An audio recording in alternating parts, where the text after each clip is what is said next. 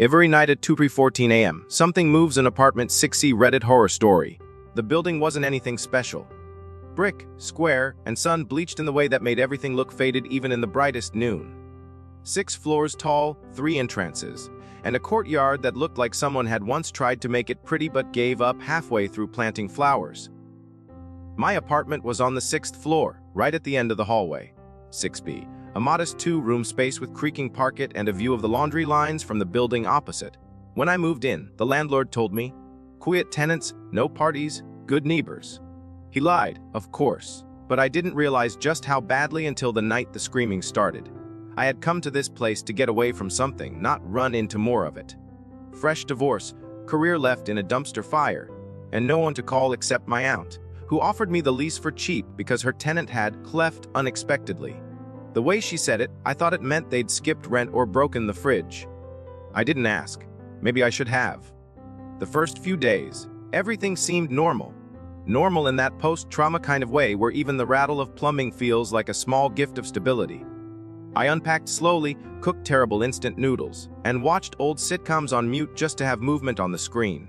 There was a woman next door in 6A, maybe in her 40s, who always wore a lavender robe no matter the hour. She nodded when we passed each other. No words. Just that tight, unblinking nod. I found it oddly comforting. Then there was the hallway. Always cold. Always faintly smelling of ammonia, like someone had overzealously cleaned up something they didn't want found. The light flickered every 3rd second. I counted once. Flicker, steady flicker. I even recorded it. 47 seconds on, 3 off, 2 flickers, repeat. It felt like a code, like the building was trying to blink out a message only I was noticing. But maybe I was just tired, or maybe the building was actually trying to warn me. The first sound came on a Wednesday. I remember because it was the day I finally decided to hang up a calendar and start pretending like days mattered again. Around 2 a.m., I heard a noise from 60C, a thump, then dragging, like furniture being pushed across the floor slowly in little bursts. It wasn't alarming at first. I figured someone couldn't sleep and decided to rearrange their sofa. But then it happened again the next night. Same time. Same sound, thump, drag, pause, thump, drag. It felt less like redecorating and more like moving something, or someone, that didn't want to be moved. On the 3rd night, I pressed my ear to the wall. I could hear muffled voices. Not words, just syllables smeared together like a bad dream you can't describe. Low, then high, then silence. But always that one final dragging noise that ended with a metallic click, like a latch being shut. I tried to tell myself it was nothing. Old pipes, bad insulation, echoes from another floor. But that last sound, the click, it always came after the dragging, always right at 2:14 a.m. precisely. I started setting an alarm to listen. That's when I knew something wasn't right. I asked around the building, casual at first, in the elevator, on the stairwell. The elderly man in 50C looked through me when I asked, as if I'd spoken in reverse. The teenage girl from 4A took out her earbuds, stared at me for 5 seconds, and then said, "Nobody lives in 60C, before turning and walking off without another word. That was when the first shiver crawled up my spine, because I'd seen someone enter 6C. A man, tall, maybe mid-50s, with thinning gray hair and a scar down his cheek. He never looked up when unlocking his door, just slipped in like a shadow retreating from the sun. I tried to remember what day I saw him. It must have been Tuesday. Or maybe not. The days were starting to blur. Out of curiosity, or stupidity, I placed a piece of thread across his door frame one night. Just taped it lightly from my door to his. When I checked the next morning, the thread was still there, undisturbed. Yet I had heard the noises again, exactly at 2:14 a.m. That night I stayed up, sitting on the floor against my door, listening. The sounds came again, louder this time. More deliberate. The dragging was slower, heavier. Then the click. Then silence. But this time something new. Breathing, just outside. Shallow! Wet, like someone gasping through blood. I didn't open the door. I couldn't. I sat there frozen, counting my own heartbeats, wondering if they could be heard on the other side. The breathing lasted 17 seconds, then footsteps, slow, deliberate, fading down the hallway. I didn't sleep after that. The next day, I went to the building management office. A woman with tired eyes and a crumpled notepad asked me what unit I was from. When I told her, she flinched slightly, then smiled like she didn't. I asked about 6C. She typed on her computer, frowning. "It's marked vacant," she said. "No one's rented that unit for at least a year. Some electrical issues, I think. We're not supposed to show it." I asked if she was sure. She nodded. Then she leaned in, lowering her voice. "You're not the first tenant from your unit to ask about that apartment. Just saying." I pressed her for more, but she suddenly had to take a call that never rang and waved me away. Back home, I stood in front of 6C for a long time. The door looked unremarkable, slightly dustier than the others. I touched the knob, cold, like touching steel in winter. I knocked. Twice. No answer. I leaned in, listening. Nothing. But the moment I turned to walk back, I heard the door click. Not open, not unlock, just click, like someone had been standing behind it, waiting for me to leave. I didn't sleep that night either. A few days later, the building experienced a power outage, short one. 15 minutes max. But in that time, I saw something I wish I hadn't. The hallway emergency lights flickered on, casting everything in a sickly red. And in that glow, I saw movement beneath the door of 60C. A shadow that wasn't quite shaped like a person. Thin, elongated arms. And eyes, not glowing, not shining, just wrong. Like holes in the world, cut out and misplaced. They blinked once, then vanished as the lights came back. I tried to leave the building that night. I packed a bag, grabbed my keys. But the elevator wouldn't come, and the stairwell, I don't know how to explain it. It felt longer than it should have, like each floor repeated. I went down 6 flights and still found myself at floor 5. I screamed, pounded the walls. When I finally burst into the lobby, the night guard just looked up and said, "Happens sometimes." Then went back to reading a magazine upside down. The next day, 6A went quiet. I hadn't seen the lavender-robed woman in days. Her mailbox overflowed. Her door stayed locked, but I noticed something on the doormat. Scratches, 4 parallel grooves leading to her door from 60C. I knocked. The door answer was warm. Not hot, warm, like someone had just left, or something had just entered. By then, I knew better than to trust what I saw. I bought a camera. One of those motion-triggered ones for baby monitors. I aimed it at the hallway, right at 60C. That night I waited, listened. Thump. Drag. Breathing. Footsteps. Then silence. I played back the footage. The hallway was empty, but the timestamp flickered. 10:14 a.m. repeated. Glitched. 3 frames of static. Then an image, one I didn't remember recording. Me. Standing in front of 60C, staring into the camera. Mouth open. Eyes black. And behind me, something crawling on the ceiling, stretching toward my head. The footage ends there. But the story doesn't. Because the next morning, my door was ajar. And my camera. Gone. Gone. I didn't remember leaving the door open. I didn't remember getting up at all that night. But something had been in my apartment, and it had taken the only evidence I had. That camera was new, still had the plastic on its base. I checked every corner of the room, every closet, under the bed, inside drawers. Nothing, but the air felt disturbed, like someone had stood in the room too long, like their breath still hung invisible in the space around my face. I couldn't even bring myself to scream. The kind of fear I felt wasn't sharp. It was dull and suffocating, like a weight pressing in from all directions. I stayed awake the entire day, curtains drawn, sitting in the corner of the room with a kitchen knife clenched so hard my fingers went numb. The hallway was silent. Too silent. I hadn't heard the creaky steps of the woman in 6A for days. No flushes from her bathroom. No shuffling slippers. Her light had been off 3 nights in a row. When the sun dipped again, I taped a cross made of silver foil to my door. I didn't believe in any of that. But belief wasn't the point anymore. I needed a symbol, anything to push back. I pushed my dresser against the entrance, too. The night arrived like a bruise, slowly purpling the sky until all you could see from the window was your own reflection staring back. I turned off all the lights. I wanted to hear. At exactly 2:14 a.m., it began hot again. Not from the hallway. From the ceiling. Thump. Drag. Above me, I didn't live on the top floor. That realization hit like ice water. There shouldn't be anything above me. But the sound was undeniable. It wasn't raps. It wasn't pipes. It was weight moving across the ceiling, slow, like it had no reason to hurry. I crouched beneath the kitchen table, gripping the knife, staring up. Then the thumping stopped directly above me. Silence. 10 seconds. 20. Then a soft creak. From the closet door behind me. I spun around, heart smashing itself against my ribs. The closet stood closed, but something about it had changed. It looked deeper, like the shadows inside it had darkened, thickened, spilling forward like spilled ink. I approached slowly, telling myself I was imagining it. That trauma was distorting my senses, but something inside that closet was breathing. Not fast, slow, confident. A presence that knew it had the upper hand. I turned on every light in the apartment. The moment I did, the air shifted back. The closet became a closet again. But I didn't open it. I never opened it again. Instead, I went downstairs to speak with the guard. He wasn't at his post.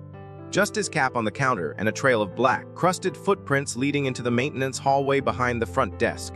I didn't follow. I couldn't. I walked out into the cold night air, barefoot, clutching my knife like an idiot, and sat on the curb until the sun came up. That morning, I called my aunt. I needed answers. She was quiet when she picked up, voice scratchy like she'd been waiting for the call. I told her everything. Or tried to. She interrupted after I mentioned the noises. "You're in 60B, right?" she asked. I confirmed. "That apartment. It's always been strange, but it's not the one you need to worry about. It's the ones around it. Things seep through the walls there. I shouldn't have let you stay. I'm sorry." She hung up. I tried to call back. Nothing. Just dead air. Not even a ring. That evening, a note appeared under my door. Typed. No return address. No name. It read, "Don't enter 60C. Don't talk to anyone who knocks after 2:14 a.m. If they look like someone you know, they're not. Cover all mirrors. And whatever you do, don't sit in the chair." There were no chairs in my apartment until I turned around and saw one. In the middle of my kitchen. Wooden. High-backed. Old. And I knew for certain it hadn't been there an hour before. I left. I didn't take my wallet. Not my keys. Not my phone. I just left and ran. I found a motel on the edge of the city, paid in cash, and locked myself inside. I stayed there for 3 days. No contact. No windows open. No mirrors. On the third night, I dreamed of the hallway. Not the real one. The version of it that kept twisting. In the dream, I saw a man open the door to 6C and beckon me inside. I didn't go, but I woke up with the door to my motel room open and my feet muddy. I couldn't escape it. I tried staying with a friend across town. I didn't tell them everything, just that I needed a place to crash. First night was quiet. Second night, the TV turned on by itself at 2:14 a.m. static, then an image. My apartment hallway. A figure standing at 60C, then turning, looking straight at me. I unplugged the TV, broke the screen with a lamp, and left before sunrise. Something had followed. I returned to the building. I don't know why. Closure, maybe, or madness. I climbed the stairs to the 6th floor. My door stood open. Inside, the chair waited in the center of the room. The note I'd been sent was now pinned to the backrest. But something had been added. "You've already sat." And then I remembered something I shouldn't have. A night not long ago when I dozed off during a blackout. When I woke, I was in the chair, arms limp, head tilted. I had no memory of sitting down, but in the reflection of the window across from me I had seen myself. Not moving. Watching. Smiling. I backed away slowly. Closed the door. But the hallway had changed. It stretched too long. Doors repeated. Numbers out of order. I turned around. 6B was gone. Replaced with a door that had no number. Just a single peephole facing out. I heard whispering then. Not from behind me. From inside me. Words I didn't know, but somehow understood. Names I'd never heard, but felt were mine. I ran. Didn't matter which direction. Every step took me deeper into something that no longer obeyed space. I don't know how I made it back to the lobby. When I did, the guard was there again, reading his upside-down magazine. He looked up and said, "You can't leave until it's finished with you." I asked what was. He pointed upward. The apartment. I left anyway, stumbled out into sunlight like a man emerging from underwater. I took a train, changed cities. Started over, name, different job, no contact with anyone from before. I never told anyone the full story, until now. Because yesterday, I received a package, no return address, inside it a VHS tape, no label, just one thing scrawled in marker across it. Play this only after 2:14 a.m., and tonight, I'm going to. I don't know why. Maybe because I need to know, maybe because I already do. I waited until 2:13 a.m., the tape sitting like a loaded gun in front of the TV. My hands trembled as I fed it to the old VCR I bought that afternoon from a secondhand store. It wasn't until the static flickered on the screen that I realized the faint smell in my apartment wasn't dust. It was something older, like mold and rust, and the inside of an unused drawer. The screen buzzed, then cut to black. 1 long minute of nothing, then movement. The video showed a hallway, my hallway, 6th floor. The walls were the same dirty beige, the lights flickering in the same pattern. The camera tilted slowly as if someone were holding it from waist height. It glided forward past door 6A, past my old door 6B, stopped at 60C. The door opened without knocking. The camera slipped inside. I leaned forward, heart in my throat, because this was the first time I'd ever seen the inside of that apartment. The layout was the same as mine, but flipped. Sparse furniture, no pictures on the wall, no color. Everything bathed in a dull gray light, even though the windows were covered. There was something wrong with the shadows. They didn't match the objects that cast them. The camera turned toward the corner and I saw it. The chair. same as the one that had appeared in my kitchen. Center of the room, but this one had something sitting in it. A person. Or what used to be a person. Its limbs were too long, bent like wet paper, head tilted at an impossible angle, eyes open wide, unmoving, mouth stretched in a smile that looked like it had been carved there. And behind it, barely visible in the grainy tape, was the outline of another figure. Just standing, watching. Breathing. The screen cut to black. I stared for a second, thinking it had ended. But then I saw movement. The camera was now in a different room. My room. My current apartment in the new city. Even though no one had ever been here, the walls, the desk, the plant on the window, all of it, perfectly captured. And on the screen, I was asleep in bed. The timestamp 2:14 am. The camera moved closer. The image crackled. The footage stopped 2 inches from my face. Then the screen went black for good. I couldn't move. Not for minutes. Maybe longer. I only realized I was crying when I tasted salt on my lips. I yanked the tape out and smashed it with a hammer. Then the VCR. Then unplugged everything, turned on every light. I didn't sleep that night, but worse than that, I didn't remember closing my eyes. And yet I woke up in the chair. I was sure I hadn't sat down. But I was in it, legs heavy, arms draped, as if I'd been there for hours. And the note was back, folded in my lap. This time it said, "You're already part of the floor." That day, I went to the building manager of my new place.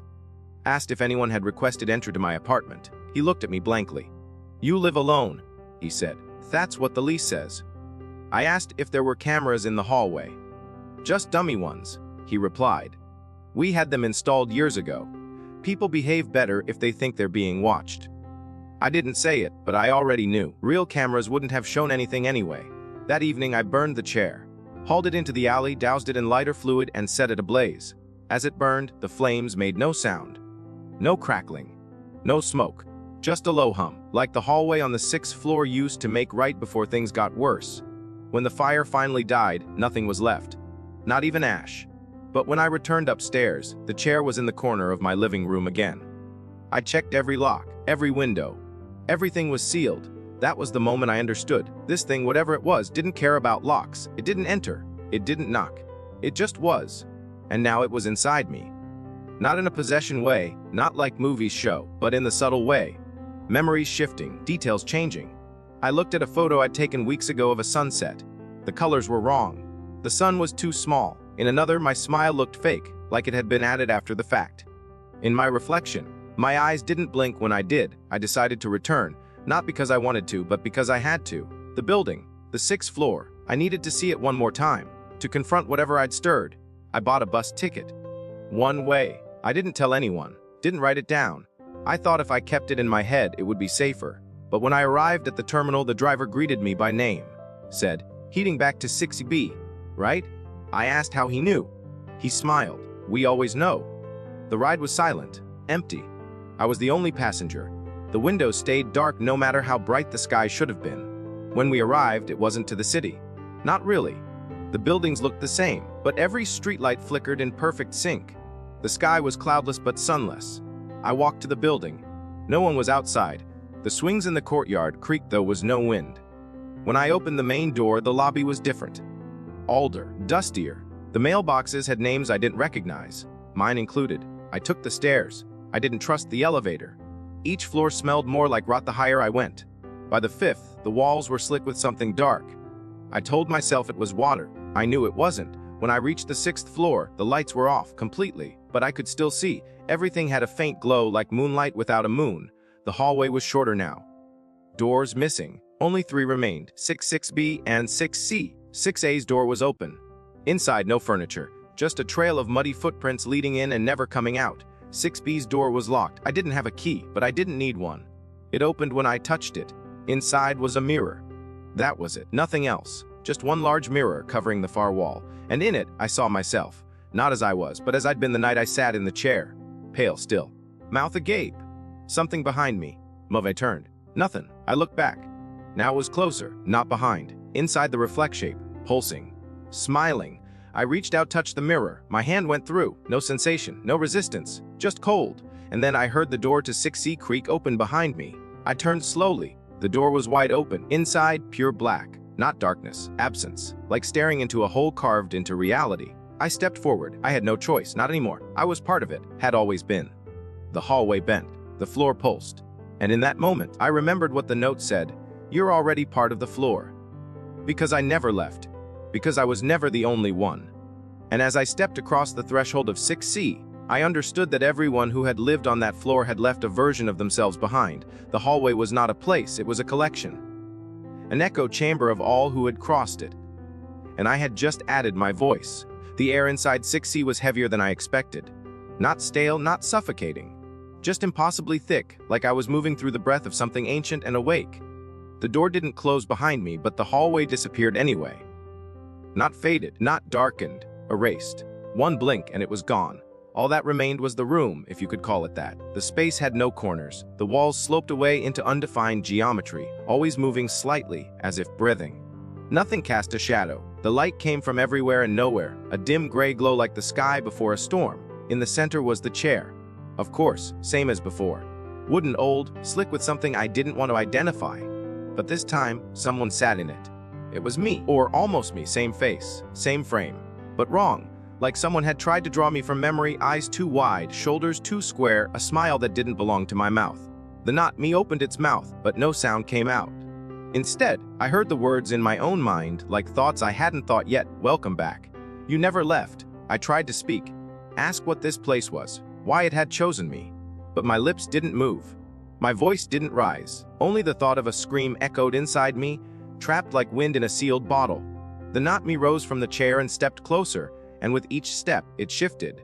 Skin folding into itself, features rewriting like melting wax into new faces. Some I recognized, some I didn't. One was the woman from 6A, eyes hollowed out. One was the man I'd seen enter 60C months ago, his cheek scar now a black fissure that pulsed in time with my heartbeat. One was a version of my father, whom I hadn't seen since I was 15, except this one had no mouth, just a stitched line from ear to ear. The figure stopped a foot from me. Then it mirrored my every move. When I blinked, it blinked. When I trembled, it trembled. I stepped left, so did it. Only when I took a step back did it remain still. That's when I understood I wasn't seeing a reflection. I was seeing the vacancy I was meant to fill.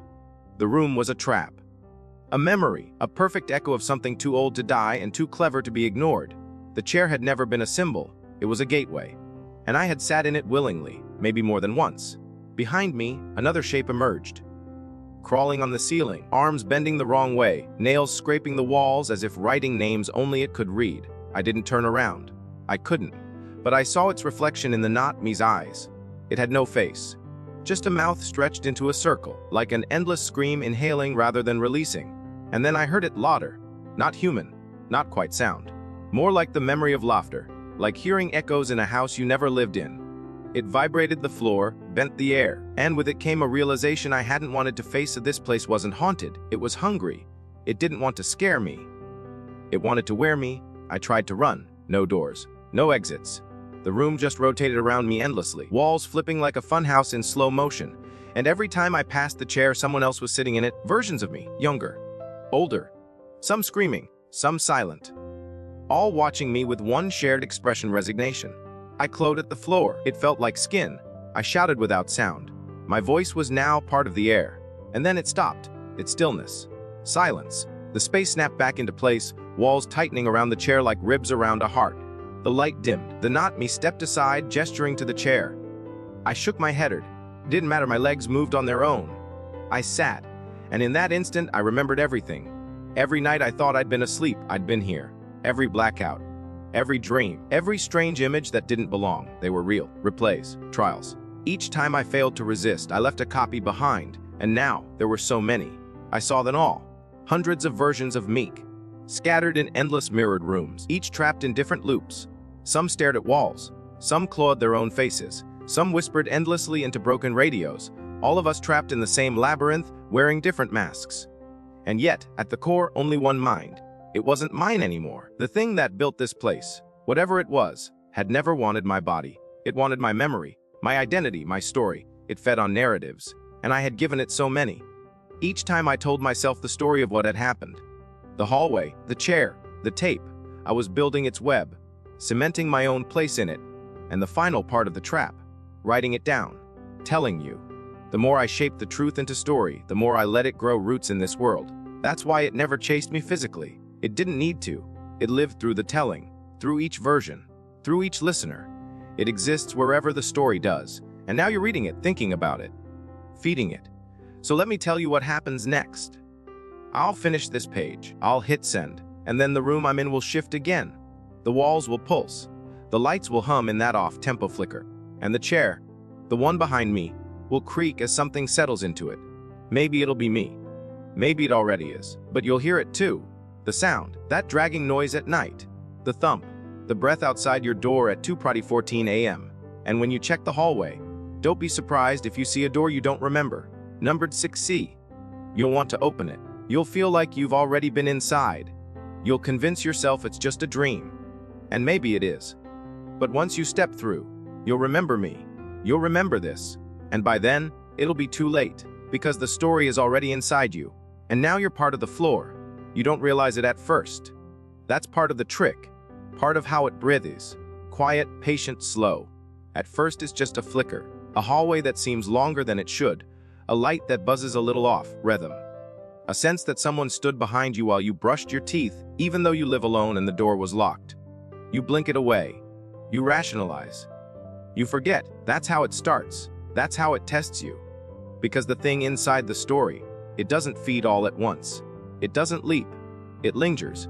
It grows in the folds of your perception, threading itself between your thoughts like mold on bread, invisible at first until it's everywhere and smells like home. And so it begins again, somewhere far from that original hallway. You might live in a different city, a different country. Doesn't matter. Because 6C isn't a place. It's a pattern, a contagion, a psychic virus disguised as a number on a door, as a creaking floorboard, as a nightmare you can't quite remember when you wake. It's already seeding itself. In the corners of your eye, in the echo behind a closed door, in the shape that passes behind the shower curtain just before you pull it back and find nothing there. Nothing yet. For me, the fifth beginning started with a dream. I was standing in an empty hallway that wasn't my building, but still had my footprints on the tile. The walls were cracked, but the cracks formed words I couldn't read, like some language too ancient to be understood by a throat with a tongue. There was a mirror at the end of the hall, covered in red cloth. I walked toward it, drawn like gravity. But just before I reached it, I heard the scraping sound again. The dragging, something being pulled across the floor. Then the whisper. Not to me. About me. He's remembering too fast. I woke up gasping. The time was 2:14 a.m. The sound of static filled the room, though the TV was off. I reached for my phone. The screen was flickering. The lock screen had changed. Now it showed a grainy black and white image of my old building's hallway. I hadn't saved that photo. I'd never even taken it. The mirror in my bathroom was fogged despite the heater being off. A single word was written in the condensation. Again. I wiped it away, it came back. I wiped it again, it came back. I broke the mirror. The shards kept bleeding steam, hissing like open wounds. At this point, I knew better than to try to fight it in the conventional sense. It wasn't a ghost. It wasn't even a spirit. It was a loop, a recursive thought form that replicated itself through belief. Through narrative, every retelling, every time I tried to warn someone or write it down, just made it stronger. It didn't need to be invited. It only needed to be understood. So I tried to forget. For weeks, I did everything I could to scrub it out of my mind. I burned the chair again. I threw out every item I owned that came from the old building. I started sleeping during the day, avoiding 2:14 a.m. entirely. I muted every clock, took the batteries out of my watches. But time doesn't need your permission to keep moving. One night I heard it again, not outside my door, not in my building, but on a podcast I was listening to. A story. Someone else's story. A woman describing an old apartment, a hallway with flickering lights, a door numbered 6C, a dream, a chair, a man with her face. She told it like fiction. But I knew better. I knew it had reached her too. It had found another narrator. That's when I realized it wasn't just me anymore. It had scaled. Each new person who heard the story was a node, a new hallway, a new loop, all connected like arteries to a central organ that none of us could see. Maybe that was the archivist, or maybe the archivist was just a name someone had whispered into the dark to give shape to the shapeless. I started tracing the spread. Forum posts, short stories, urban legends, Reddit threads, but weird things happening at 2:14 a.m. Anyone else hear footsteps when there's no one outside? Why does my hallway feel longer than before? Always the same timestamp, always the same patterns. The story was fractaling, disguising itself as entertainment, as horror fiction, as nothing more than a good scare. But the comments were where the truth bled out. People who said they started hearing noises after reading. People who dreamed of rooms they'd never been in. People who vanished from their accounts without warning, leaving behind only one final post. Don't open the door. I started messaging these users. Only a few replied. One of them, a man from Ohio, sent me a recording before disappearing entirely. In it, he whispered, "They don't want you to resist. They want you to participate. The story needs to be retold or it dies. But if it dies, we die with it." Then silence. Then a soft dragging noise before the file cut out. The next day, his account was gone. His email bounced. I searched for his name, no record, like he'd never existed. But the recording was still on my phone, and each time I played it, it got longer. By the third listen, the voice on the tape was mine. That's when I knew I had to go deeper. Not run, not warn, not burn the chair or smash the mirrors. I had to trace the infection to its heart. Go back not to the apartment, but through it, into the fold where the original story began, where the first person sat in the first chair, the first time 2:14 a.m. meant something more than a number. So I found the building. Not the one I lived in, the first one. The records were sparse, most of the tenants listed as deceased or relocated. But there were blueprints, and on those blueprints, a secret: there never was a 60C. It had been added later, illegally. Retrofitted into the corner of the floor with no plumbing, no electricity, and no physical access on any of the floor plans.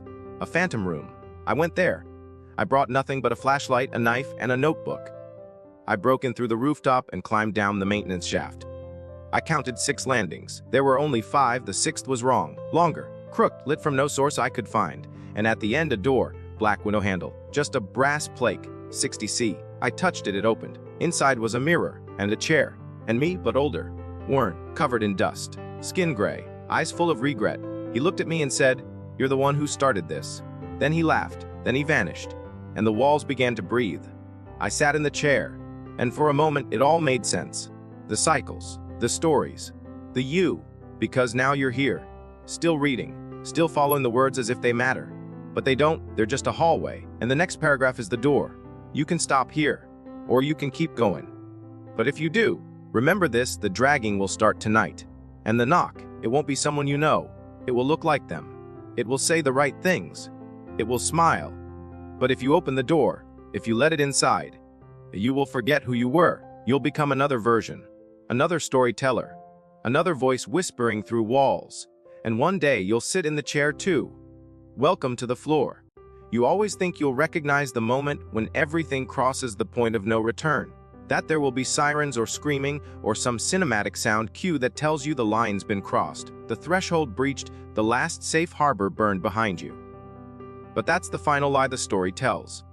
The most elegant trick, because the truth is far quieter. The truth arrives like condensation, invisible at first, until you realize the window's already dripping.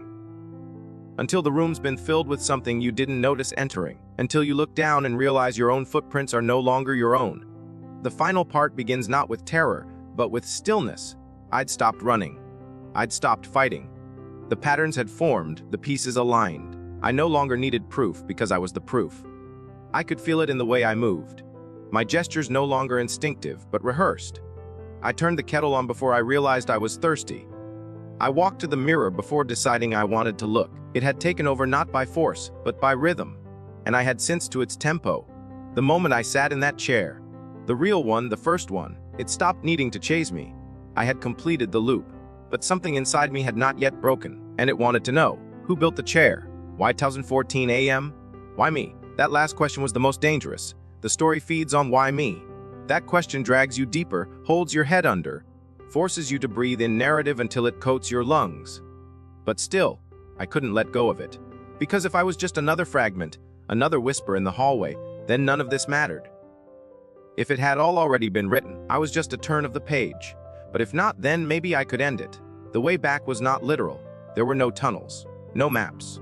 Just fractures, places where the story were thin. I had learned how to see them.